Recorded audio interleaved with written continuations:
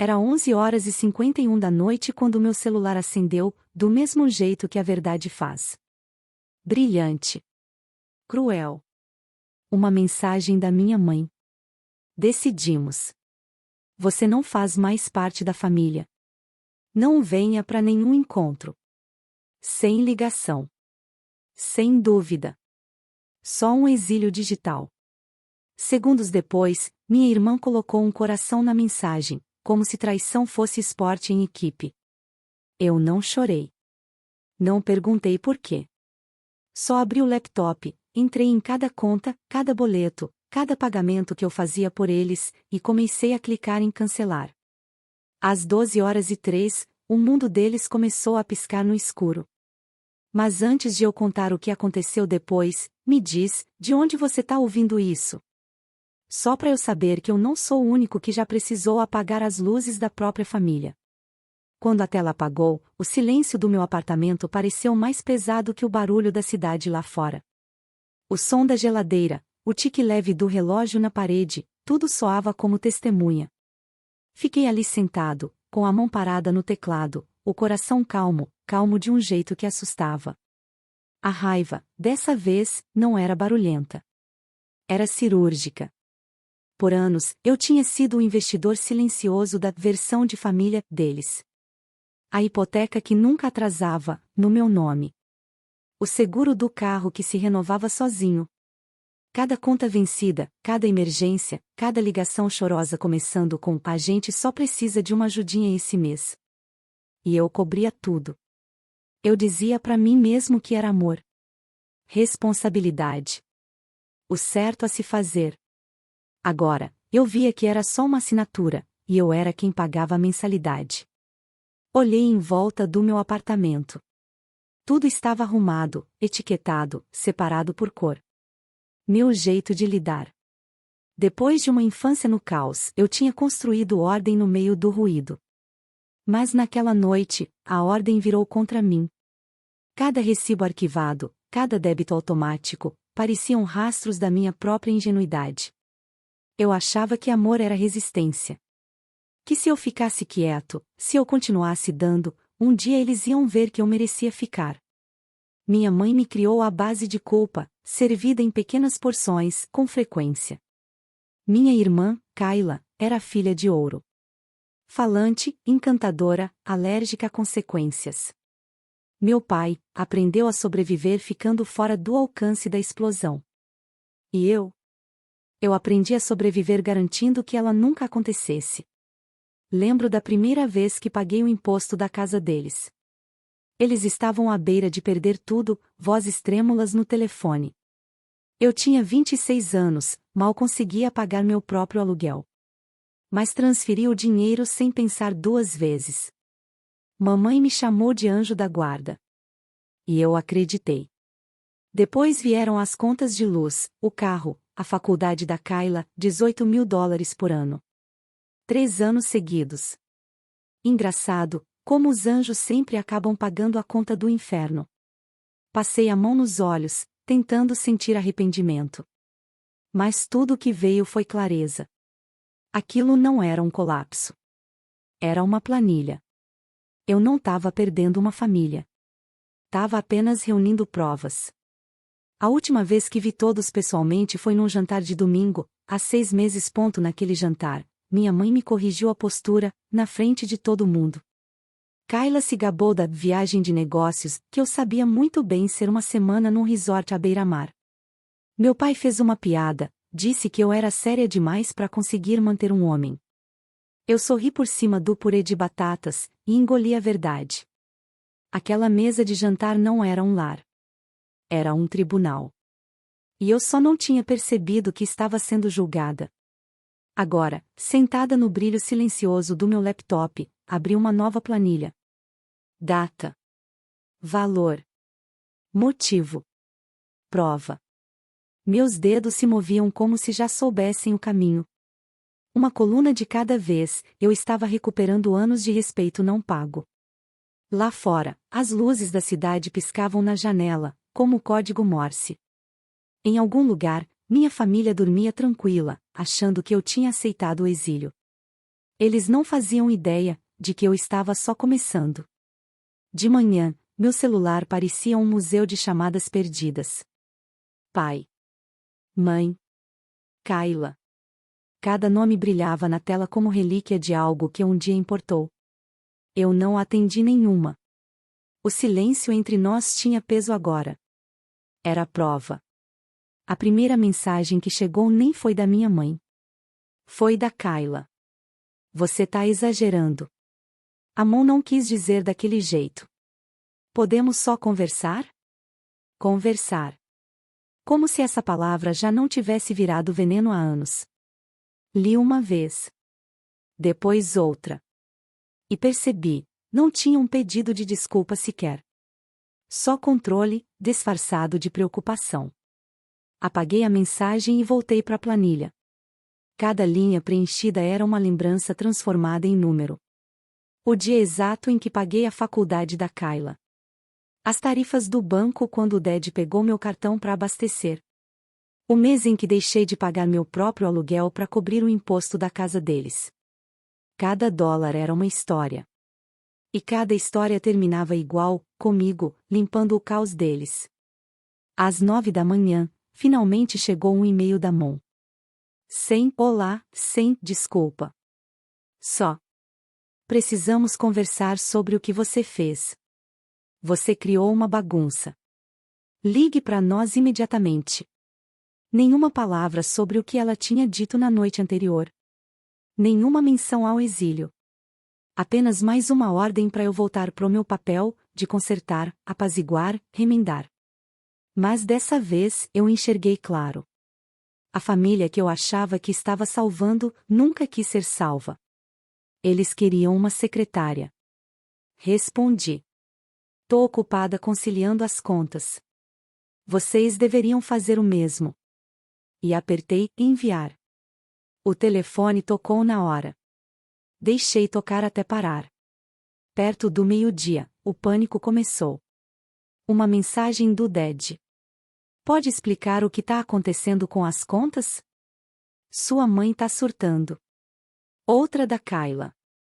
Por que você tá fazendo isso? Você tá arruinando tudo. Arruinando tudo. Como se o crime fosse o meu silêncio, e não a traição deles. Abri o app do banco. Passei por anos de transações. E senti algo mudar. A culpa, aquela que parecia tatuada nos ossos, começou a desaparecer. Não era mais raiva. Era precisão. Fria. Calculada. Focada. Às 3 da tarde, eles já tinham tentado de tudo. Raiva, súplica, nostalgia. A Mon até postou no Facebook. Algumas pessoas esquecem quem as criou quando começam a ganhar dinheiro. O orgulho vem antes da queda. Teve umas 30 curtidas. A maioria de parentes que não falavam comigo há anos. Eu não respondi. Mas salvei o print.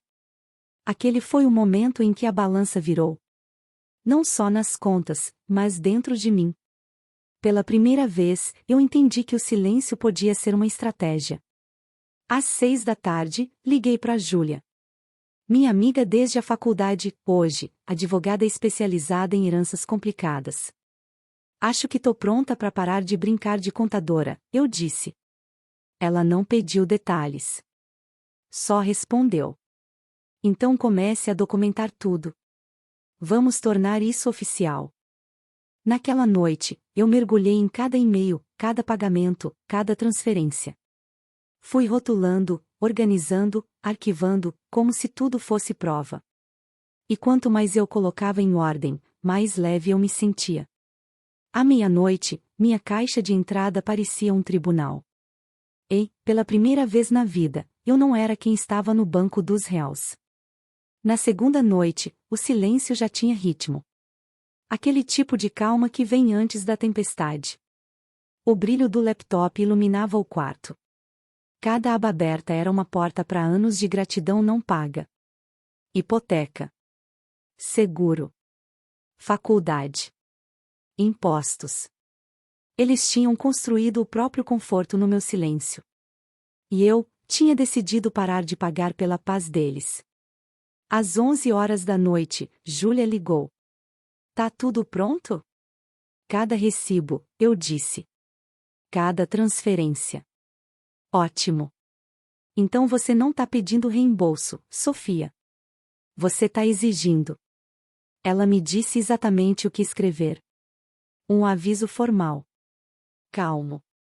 Direto. Letal. Assunto: Outstanding Balances.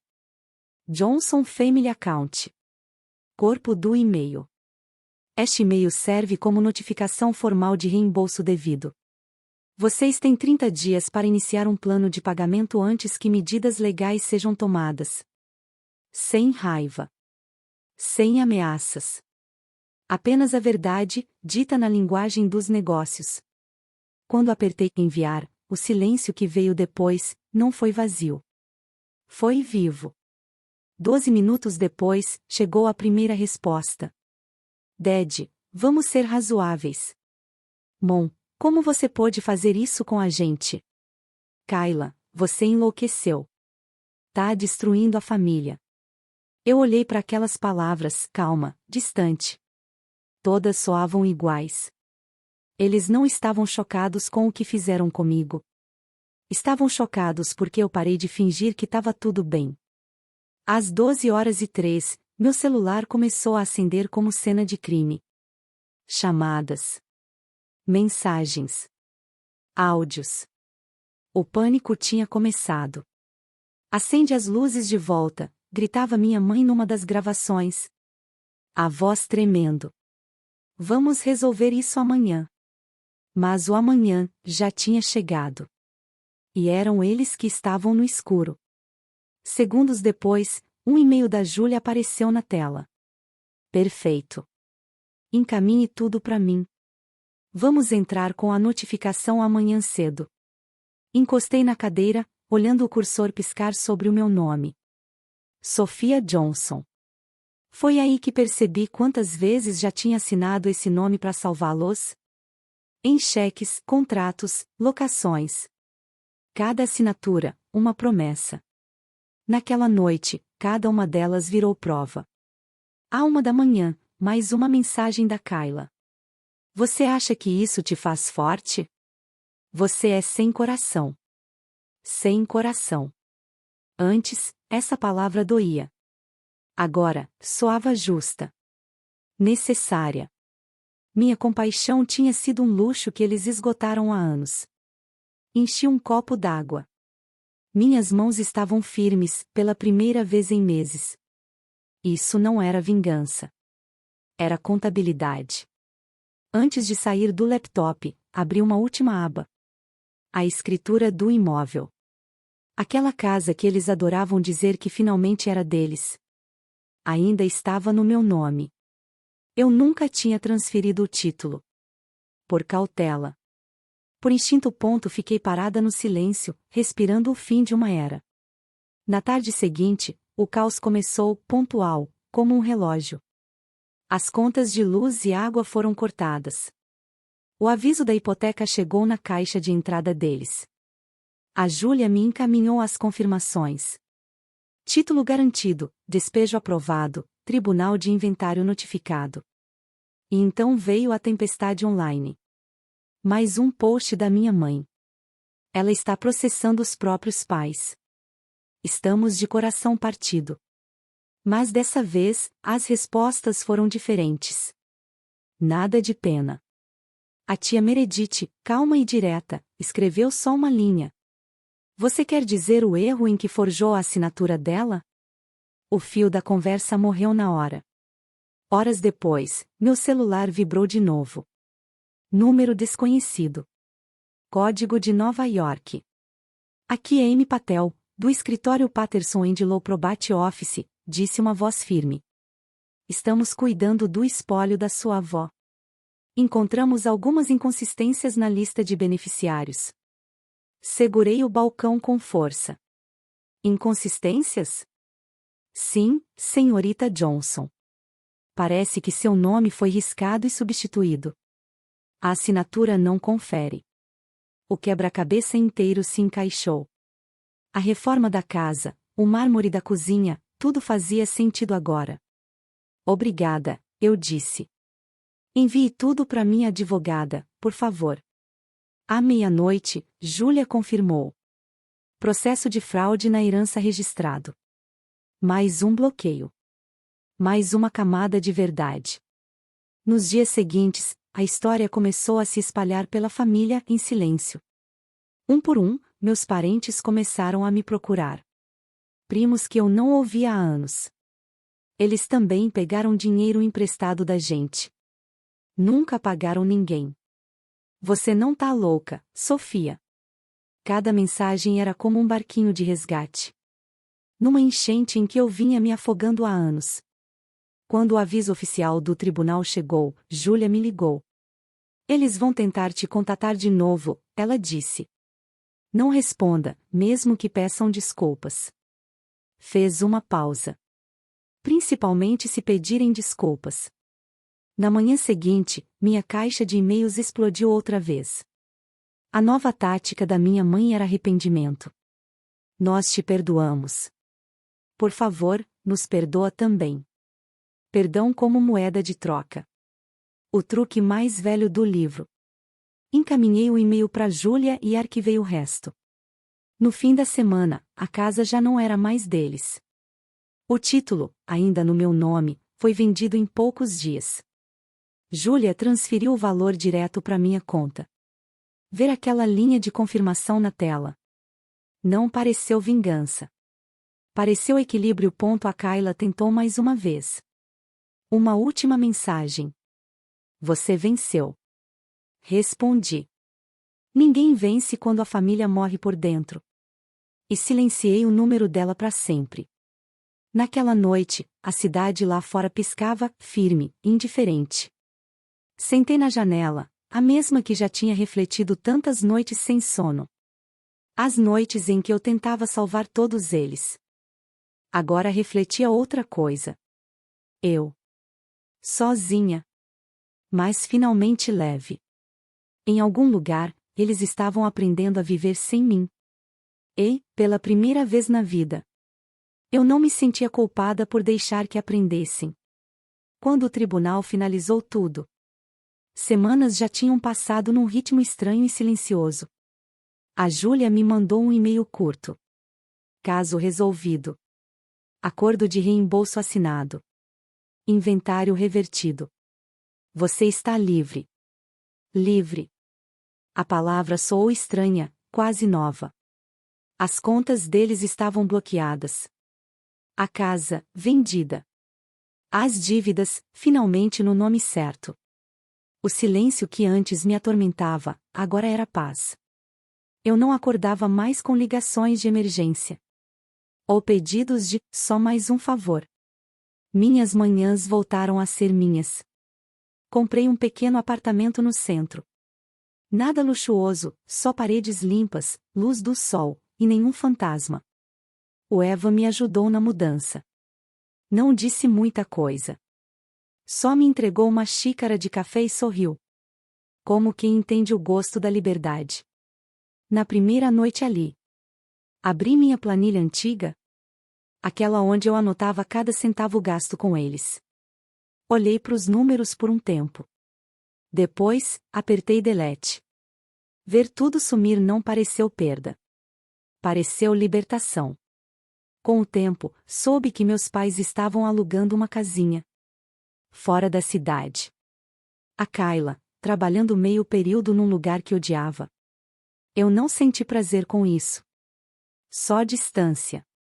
Eles, enfim, estavam vivendo a vida que construíram. Sem eu precisar segurar as pontas. Naquela noite, pela primeira vez em anos, eu dormi até o amanhecer. Sem culpa. Sem ruído. Só o som constante e suave. De uma vida que, finalmente, era minha. Um mês depois, fui visitar o túmulo da minha avó. Deixei tulipas, as favoritas dela. E sussurrei. Acabou.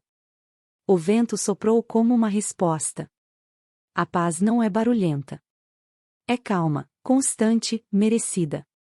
Se você já precisou se afastar de quem te quebrou, você entende. Você não está só. E não é cruel por escolher a paz. Se essa história te tocou, explore a playlist Family Betrayal para ouvir mais histórias reais como a minha. E não esquece de se inscrever e ativar o sino para não perder o próximo capítulo.